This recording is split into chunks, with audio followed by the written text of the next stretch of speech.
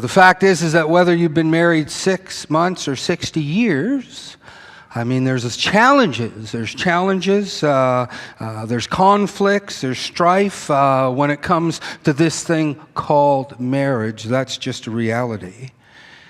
That being said, rather than allowing the challenges to fester and go deeper, it's absolutely essential, and this is not only true in marriage, but every relationship, rather than allowing the arguments to fester, it's far better for us to learn how we can maneuver and manage them more effectively. That's really what a successful marriage is all about. And you know, those of you who've been with us for the past several Sundays now, you know that we've been moving through a series of messages we have entitled Worth Fighting For. It's a marriage series. Some of the topics are weighing in, finding your life partner. We talked about that.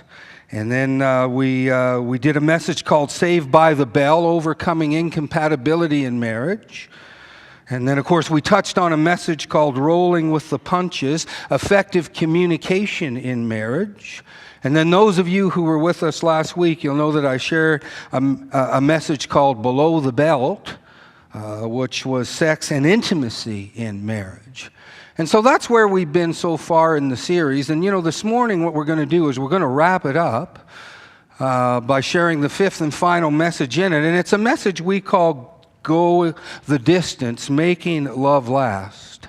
Making love last. And you know, rather than me preaching or teaching on this particular topic, we thought it would be a great idea if we gathered some of the couples from our congregation and had them share on this topic of going the distance. And so we're going to do that this morning.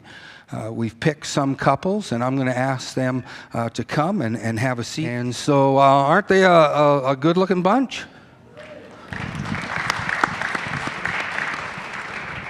Yeah, and so the place I think we should start is we'll just go around. We'll share our names, how long we've been married, and how many children we have. And so why don't we start with you guys? Okay, my name is Wura, and this is my husband, Shala. Yeah. And we've been married will be 15 years in September, and we have 2 kids, one turning 13 and then 10. Okay. My name is Marcus. I've been married to Danielle for 13 and a half years. Now I know. Service. By the way, he found that out in the first service. Yeah, that's right. It took a service. We have, how many kids? We have 4 kids.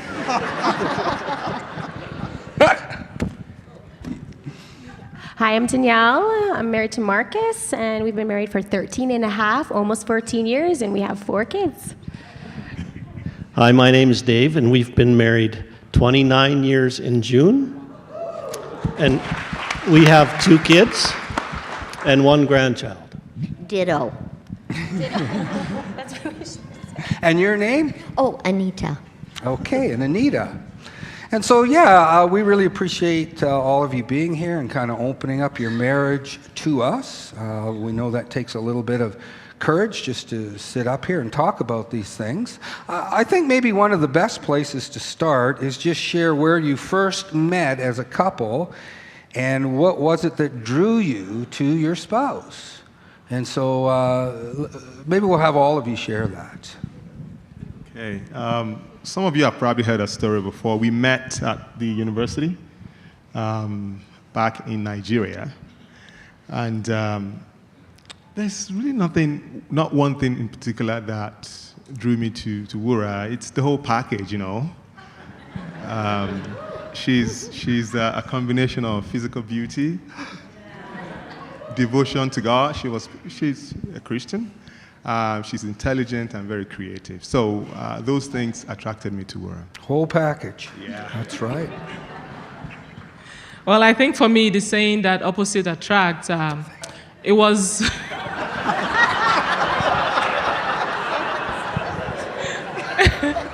Yeah, it was everything that I didn't have. Shala is very passionate. He's outgoing. He loves people, and back then on campus, he was very popular. He was like the pastor of this university fellowship, and all the girls wanted to go out with him. So I was lucky to get him. Well, it was very hard for me to take my eyes off my beautiful wife when we first met. She loved the Lord. She was very passionate about God, which was super important for me.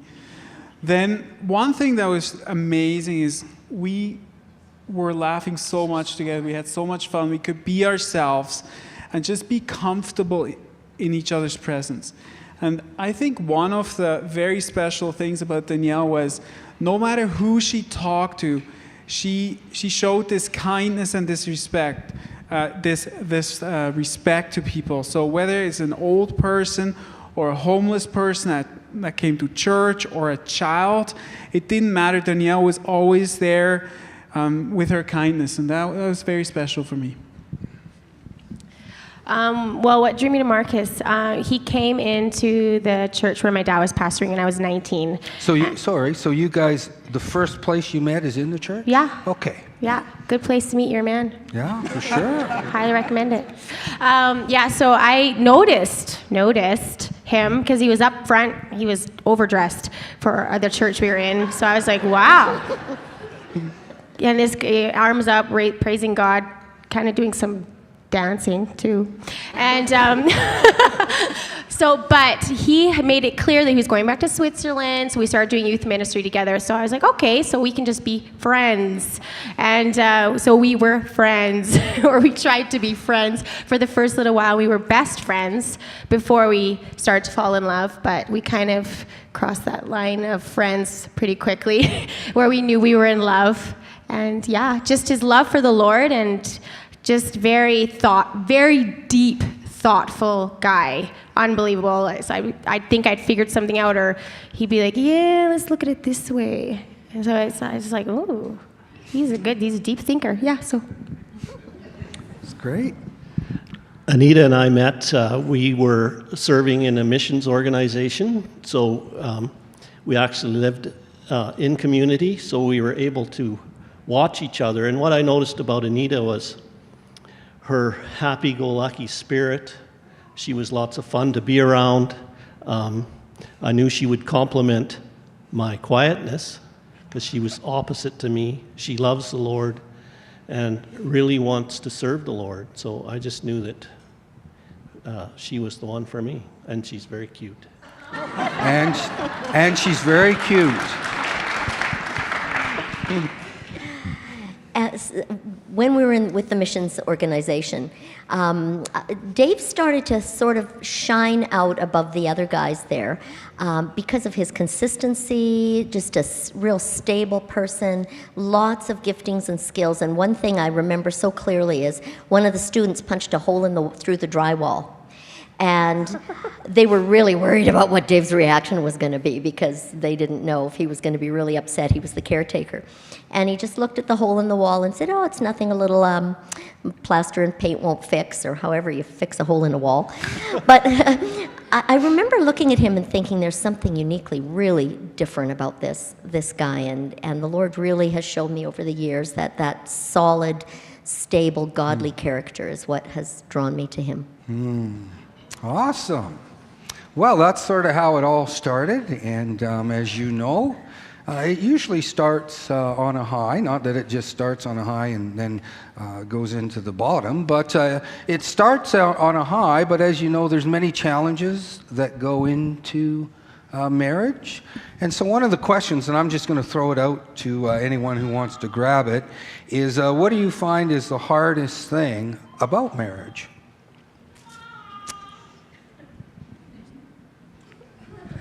Communication, as we all look at each other.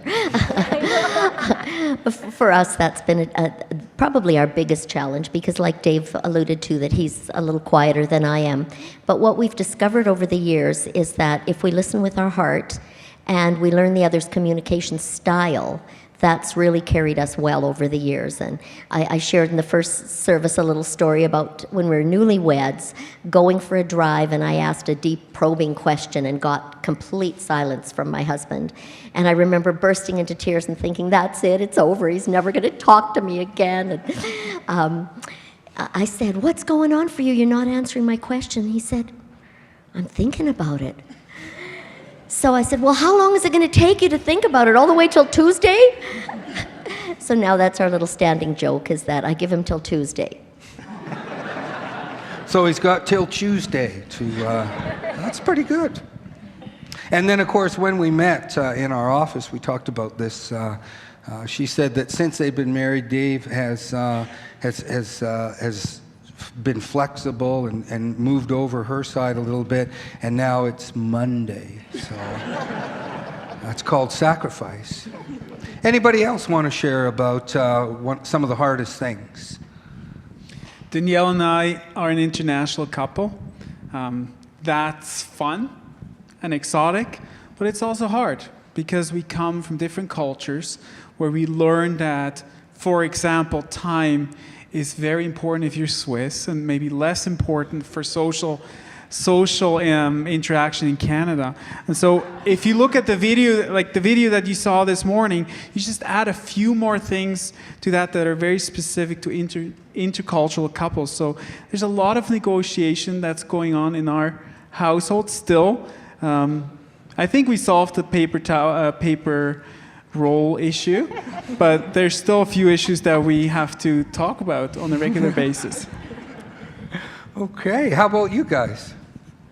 Well, I'll say the biggest for us has been a difference in personality. He's completely an extrovert and I'm an introvert. So I've learned to adjust to that. Like, it can be spontaneous, and I'm just like you. I would think over it, process it. And so, even with raising kids, parental style, that has been a challenge for us, because I remember our first Christmas, it was a student when we got married, and I came to join him in Canada, and his idea of a Christmas for me would have been, we spend it with family. He had all the student friends come over to our house for Christmas. And I don't do well with having, people over, and I started crying after a while because I just couldn't handle that. Yeah, and it was eye-opening for me, because I didn't realize that she was that different from me. And from that day on, I tried to, move and shift and try to be more introvertish and help out when I have my friends over. You have this thing, you have people over and you don't do anything, right? You just talk.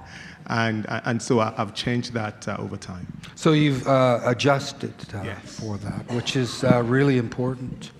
The next question is, as you know, any relationship, especially the marriage relationship, doesn't come with some areas of difficulty. Some of the words I have here are offense, unforgiveness, negativity. And so the question is, how do you work through those things, those slightly more negative things? And so, Dave and Anita, why don't we start with you guys? Well, it's all about being intentional and quick to forgive. So when something arises, we're just committed to dealing with it that day. We don't try to be, we're intentional about not being rude or mean, but being understanding and just following the example of what the Lord does in forgiving us. That's so true, and I would say that understanding the other person's personality is a part of the whole forgiveness package, because I know that if Dave slights me in some way, it's not intentional. His heart for me is a heart of love and forgiveness, and to see my best interest come into fruition. So I have to stop sometimes and remind myself that he's not intentionally hurting me. And so then forgiveness for me comes easier, knowing my husband's character. Okay, very good. So just realizing his motives certainly aren't malicious. Yeah. How about you guys? Yeah, I shared in the first service, like, there's one thing where you are committed to working out and you want to get together and talk about the issues that you feel hurt. And then you say sorry, But sorry and forgiveness for me has always been a bit of a deeper issue. There's one thing to say sorry, and there's one thing to really live out forgiveness. So I feel how we do deal with our issues. We talk about them for hours, and it's really annoying sometimes. We are sometimes rude. Like, it's not always pretty, our dealing with conflict at all. But we deal with it, and then the forgiveness, I feel like we do say sorry, but the whole not resenting and letting go and being healed, I mean, that is, I feel it's a miracle. Like, I don't feel like it just comes for me anyways, personally, I feel it comes through me coming towards God, to God and saying, okay, I want to walk in forgiveness. I don't want to be bitter. I don't want to be resentful. So yeah, that's how we were committed to working it out. But I also feel like forgiveness, the actual walking through in that forgiveness it's a process that you need God. Okay. For me, it's the same thing. It's my commitment to forgive, even if Danielle doesn't see her mistakes, even if she doesn't see that she should apologize.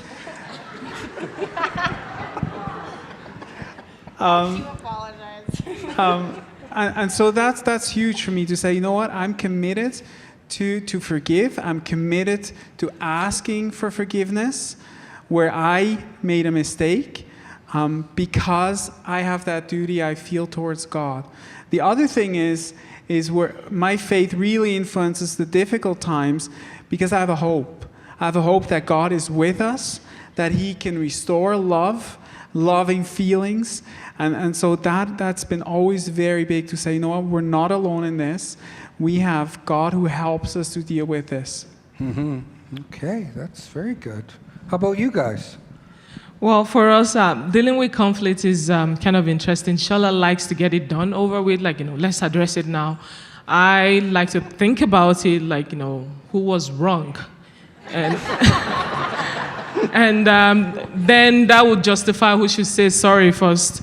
But he's modeled it for me over time. He's very quick to forgive and say, I'm sorry. Even when I'm the one that at fault, he will be quick to say sorry. And I kind of got used to it when we first got married. I would expect him to say sorry, and then it's all over. But before he says sorry, no.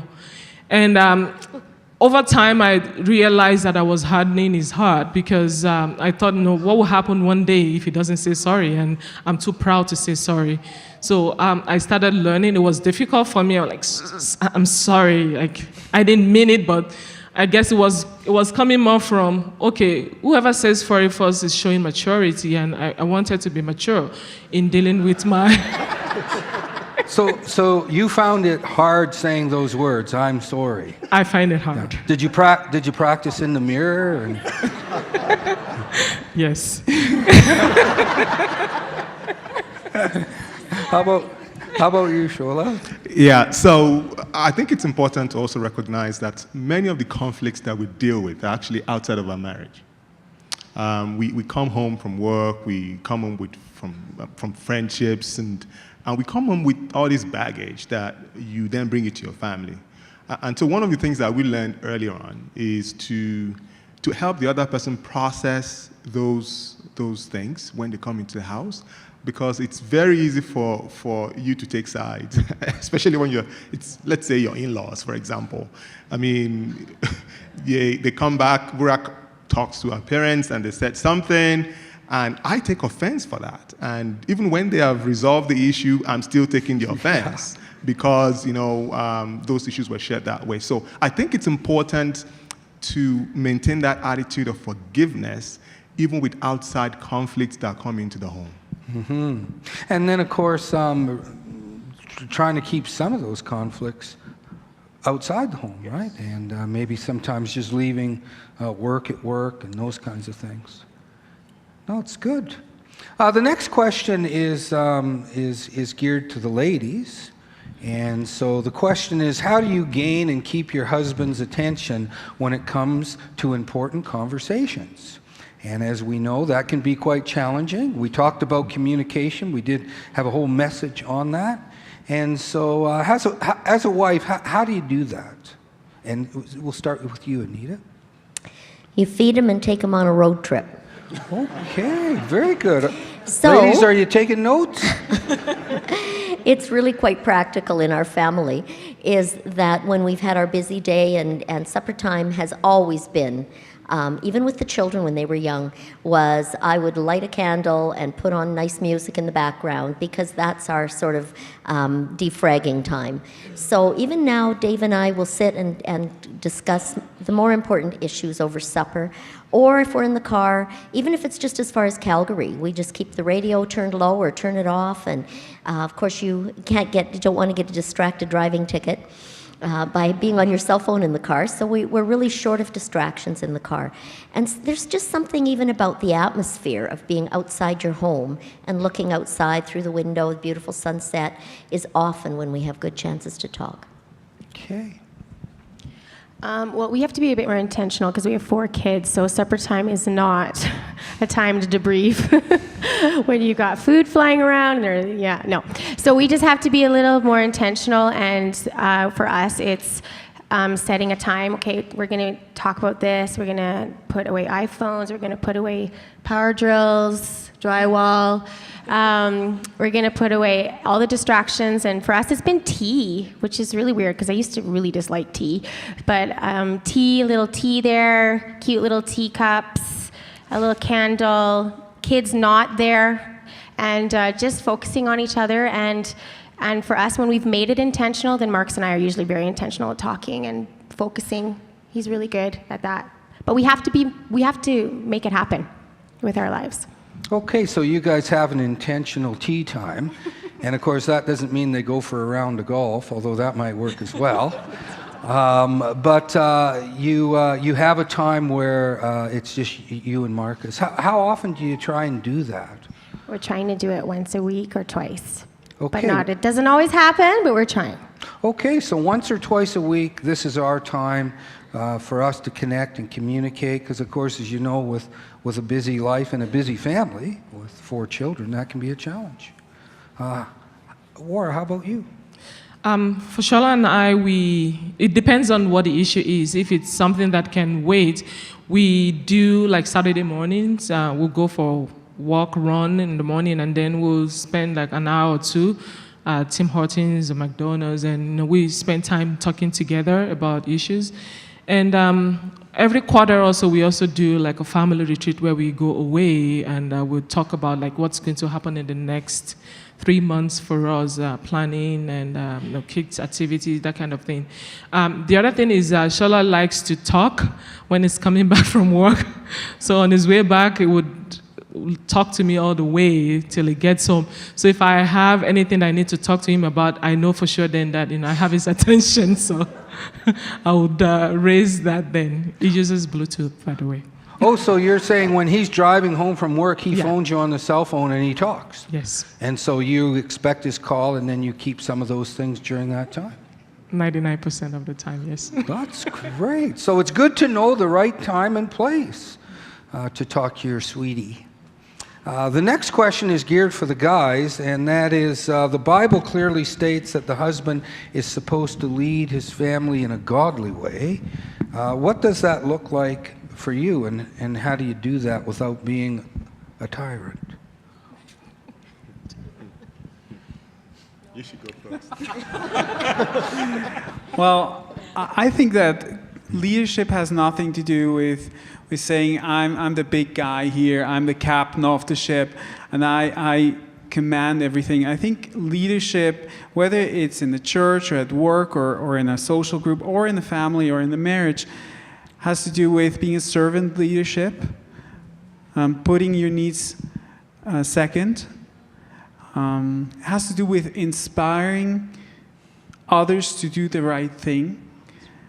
And so that's what I hope to do in our family, that I can't ask my kids to do devotions. I can't force them really for a long time. Maybe until they're 14, 15, I can force them, but really if I want to establish something in their life, I can't do that. I need to inspire it by modeling it myself. So hopefully I'll model good behavior and be a leader by modeling it first, and then inspiring them by talking about it and sharing with them what I experience in my devotional life, and that I'm passionate about it, that it's important to me, what I get out of it, and then encourage them to do it as well and ask them, hey, have you done it?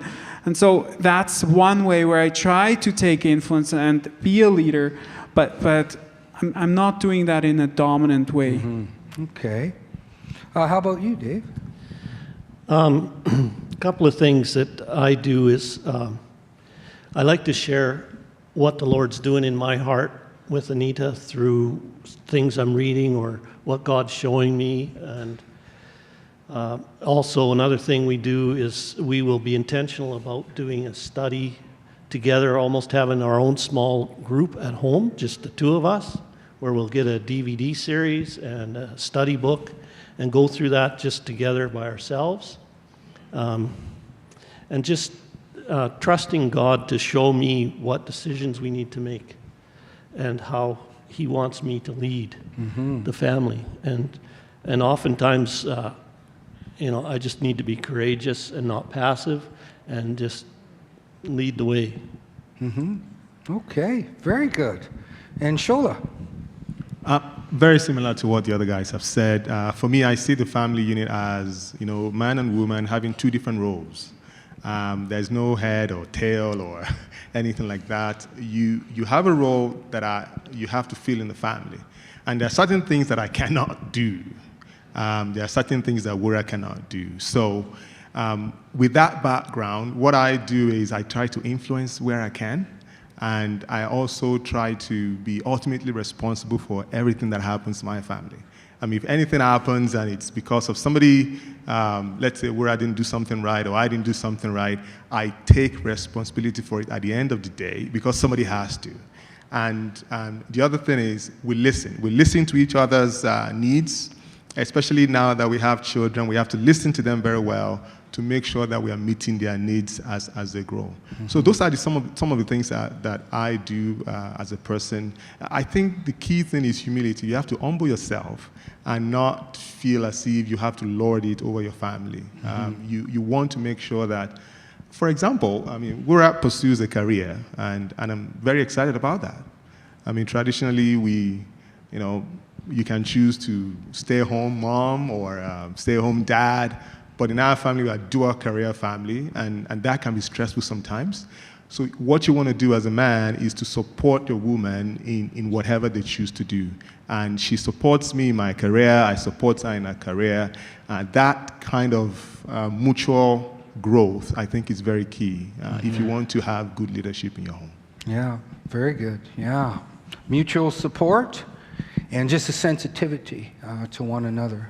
Great answers. Of course, when we got married, we didn't just didn't just get a husband or a wife, but we also inherited in-laws as well. How many noticed that? And yeah, and of course, sometimes in-laws they can turn into outlaws, and they can be challenges. And that is one area of great challenge and adjustment in the marriage relationship. And so I want to just throw that out to the panel. How have you learned to handle your in-laws through the marriage relationship? And so maybe we'll start in the middle with Marcus and Danielle. So quite early on, we moved to Switzerland, and that's where Marcus is from. He's Swiss. He's a Swiss boy. But so we moved back to where he's from, and we went to live with his parents for a month. And he'd been away doing his thing in the U.S. and Canada for about 10 years. So we came back, and we're newly married. I'm pregnant. I have a very grumpy baby at that time, and we moved in with his family, and then all of a sudden, I'm faced with this extremely strong, loving, but very opinionated Ockert family. And I'm the Canadian kind of free spirit who is not doing it the Swiss way. That's just how I felt. That's just honest. I was being honest. So I was struggling with how to be respectful to my in-laws at the same time feeling like, whoa, this is not, I'm not a child, I'm not their child. So, and we're not their children. We are their children, but we're not their children. So, a lot of what they would, decide things, and I was having culture shock, couldn't understand anything, lost in translation. So it was very, very difficult for me, and we had to deal. That was one of those things. You just have to. You come and you're like, whoa, we're gonna have to deal with this.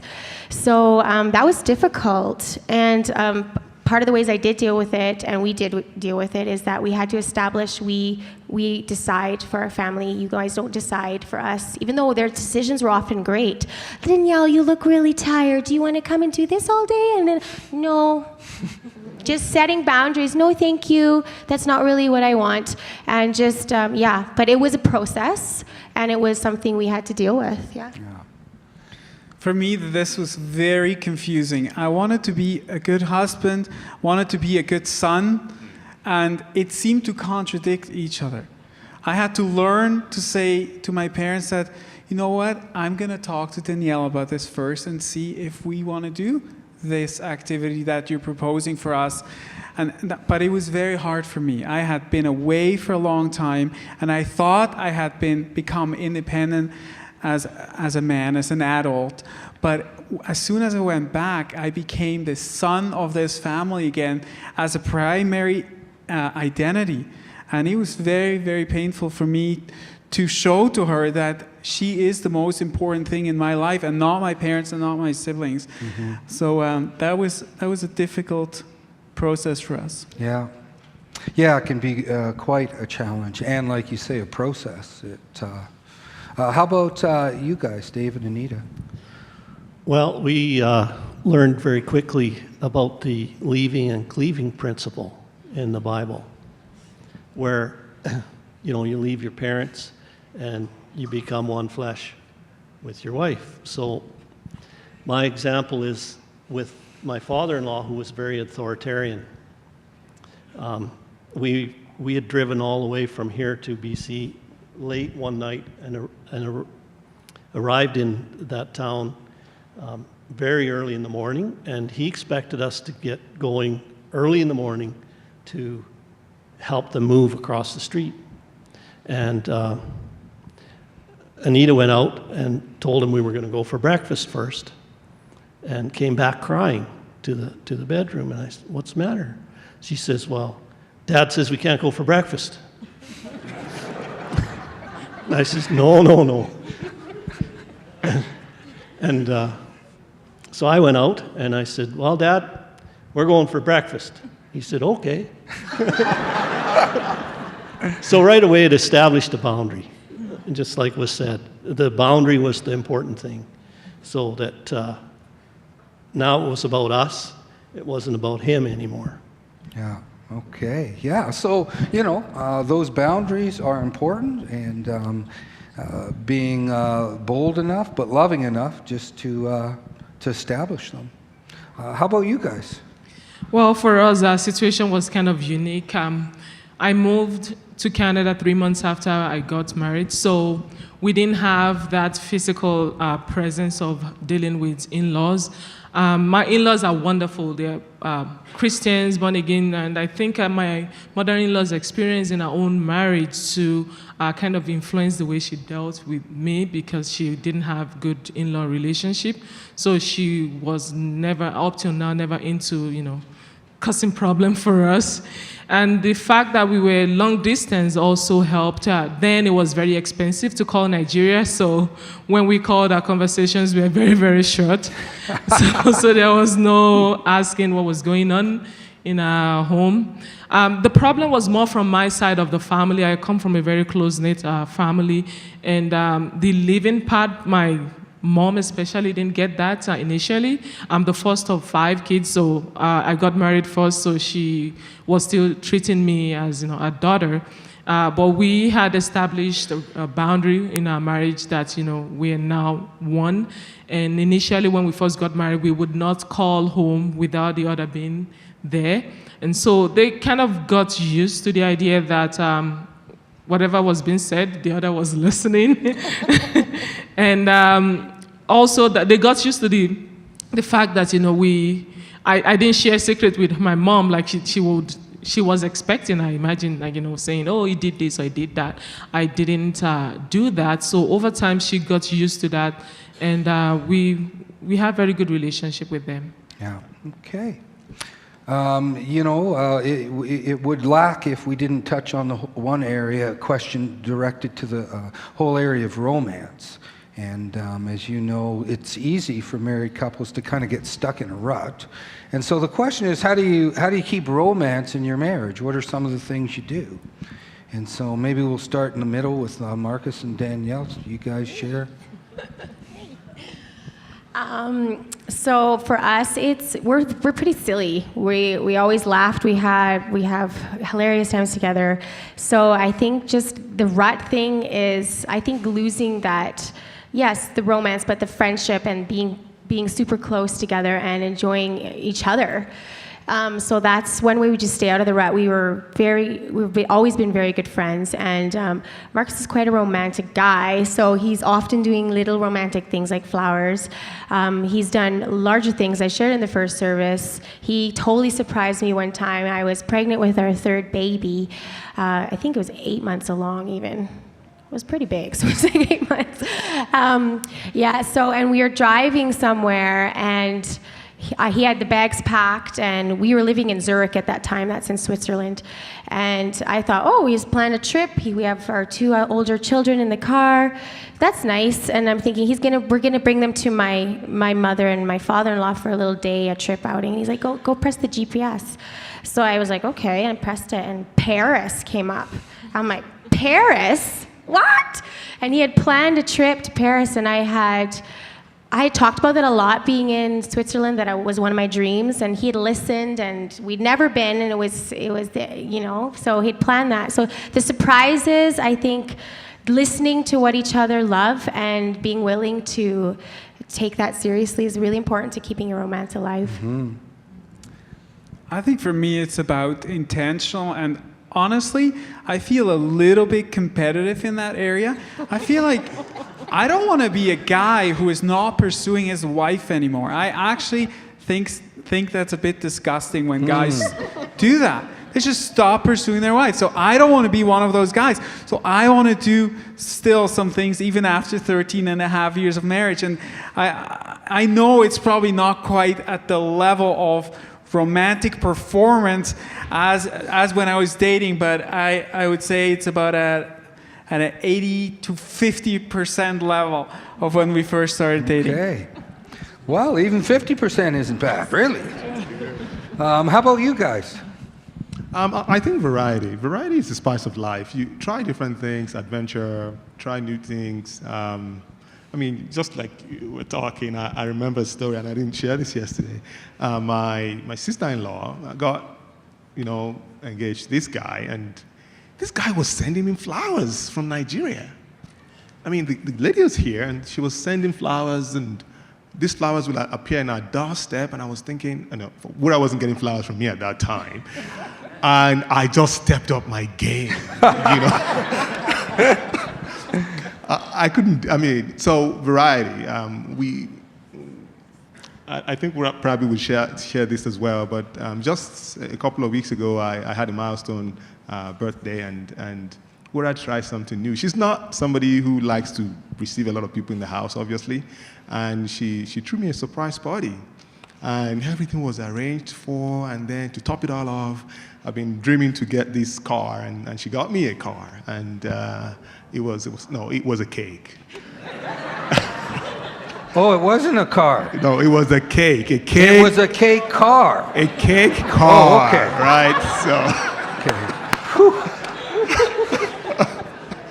But it was close. I'm closer to my dream now, right? I see it on my table every day, right? So anyway, so that's the kind of things we do to keep the romance up in our marriage. Okay. We're going to unfortunately have to wrap this up. The last question I want everyone to share is if there was one thing you would give some advice on when it came to marriage, like one nugget that you'd share to your children or anybody who's engaged and about to get married, what would that be? And so why don't we start with you guys? Well, I would say that something we learned early on in our marriage is that there's kind of 5 things that destroy a marriage, and the first one is selfishness, and the second one is selfishness, and the third one is selfishness, kind of down the line. And that's something we really have been kind of passionate about, is trying to think of how to bless the other person, and really exercising, the word love from the Bible. Love is patient, love is kind, love never gives up. So just using our own relationship with the Lord to seek what's best for the other person. Okay. And for me, I think the biggest thing is sacrifice. The thing I need to do is sacrifice the things that are important to me and make Anita the focus. Because that's the example that God gives us, is it's about sacrifice. It's not about me anymore. Amen. Okay.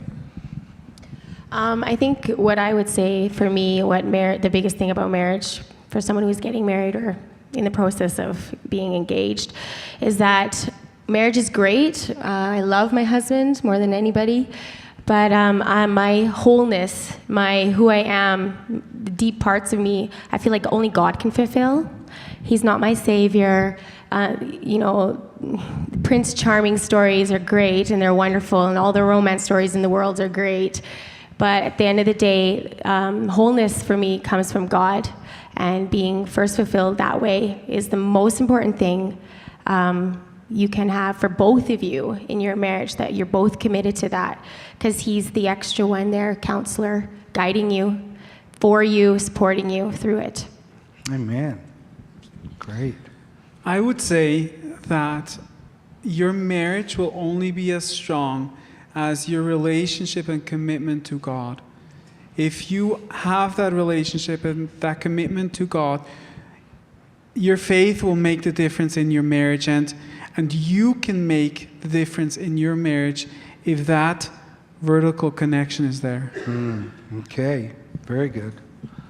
I would say that when you're dating, you get interested in each other. The things you don't like, you pretend you like them because you like this person and you want to be with them. I would say when you get married, don't stop that. Still be each other's friend. Share each other's interests. I've found out that over time that the things that I don't enjoy that Shala enjoys, I've come to enjoy them. Initially, I might not like it. Like, for example, he's a morning person. I am not. And when we go, say, for example, when we go on vacations, he wants to get out and get going. I want to stay indoor and just sleep because I think I'm on vacation. But I've found out that when I go with him, I end up enjoying myself. Supposed to, just doing my thing. So sharing each other's interest and just continue to be interested in what the other person is, being each other's best friend would go a long way in helping you have a healthy marriage. Yeah. Okay, last but not least, I think this is going to be more relevant to the younger people amongst us who are actually thinking of getting married. I think a commitment to continuous learning is very important for marriage.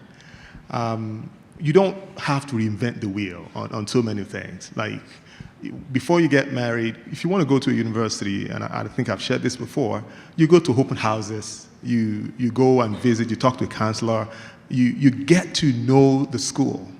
Now, when people want to get into marriage, they don't put all that time into reading books, listening to, in my time, it was tapes, this Walkman that you carry around. But you should get good Christian materials that you can listen to. And I also say that the moment you get married, don't wait until you are 5 years into it before you go for a marriage course. I mean, go learn something new. I remember we went into a marriage course 6 months, within 6 months of our marriage.